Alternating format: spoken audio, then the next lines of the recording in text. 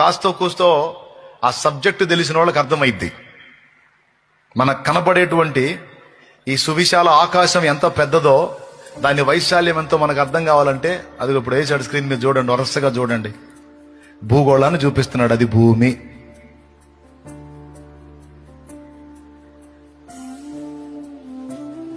ఇక వస్తానే ఉంటది వస్తానే ఉంటది వస్తానే ఉంటది. సౌర కుటుంబం అలాంటి ఎన్ని ఉన్నాయో చూడండి. అయిపోలా చూడు చూడు నీ ఓపిక. మొత్తం కలిపి గుంపు వచ్చినాయా? మళ్ళీ ఈ గుంపులన్నీ కలిపి మళ్ళీ ఇంకో గుంపులు అవుతాయి చూడు. మళ్ళీ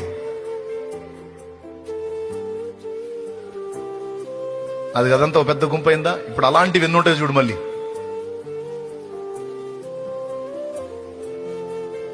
ఇగో